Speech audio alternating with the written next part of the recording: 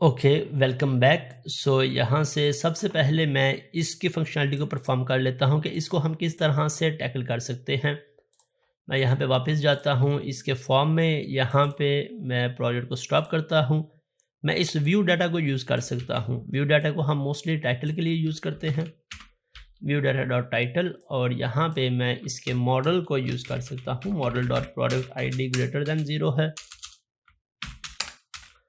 तब क्या करो, अगर ग्रेटर दैन 0 है तो edit product, else create product. ये एक बिल्कुल सिंपल सा टास्क था, मैं इसे रन करके चेक कर लेता हूँ।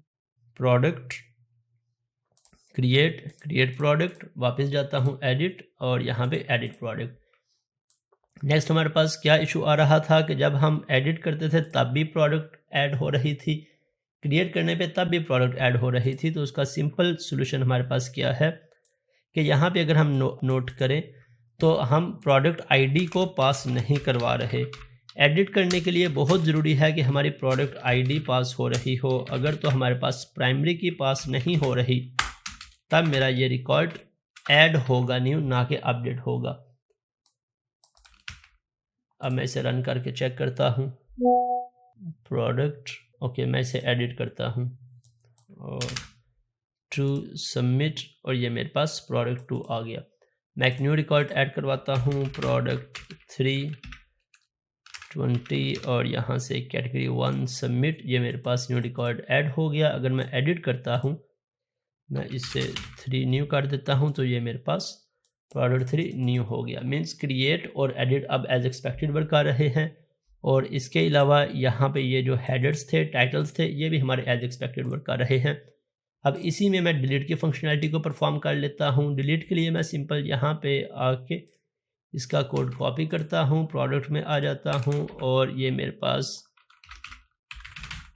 Product ID context dot product ID, मैं इसे डेटाबेस में से फाइंड करके ले आऊँगा।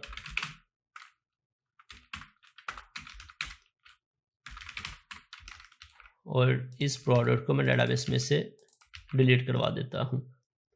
इस आईडी की बेस पे हम डेटाबेस में से डाटा फैच करके ले आएंगे और फिर हम अपनी रिमूव करने की कमांड्स को एग्जीक्यूट करवा देंगे, तो ये डिलीट हो जाएगी।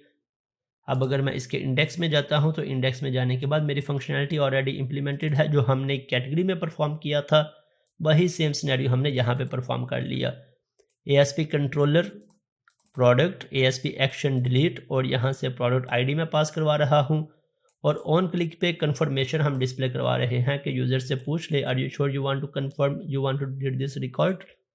अगर यूज़र ओके पे क्लिक करे तब मेरा रिकॉर्ड डिलीट हो जाए, अदरवाइज कोई भी चेंजेस ना हो।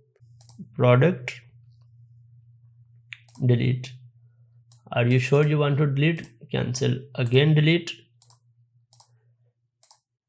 और अगर मैं इसको डिलीट कर देता हूँ, लेट्स से थर्ड वन को डिलीट करके देखते हैं, ये मेरे पास डिलीट हो गया। इसको भी मैं डिलीट करूँ तो ये भी मेरे पास डिलीट हो गया। सो हमारे क्रिएट, एडिट और डिलीट तीनों एक्शंस एज एक्सपेक्टेड वर्क कर रहे हैं। अब एक लास्ट जो प्रॉब्लम है इस रिकॉर्ड में वो क्या है कि मुझे यहाँ पे एक कैटेगरी आईडी डिस्प्ले नहीं करवानी, मुझे यहाँ पे कैटेगरीज के नेम डिस्प्ले करवाने हैं। अब वो मैं किस तरह से डिस्प्ले करवा सकता हूँ, इसे हम नेक्स्ट सेशन में डिस्कस करते हैं।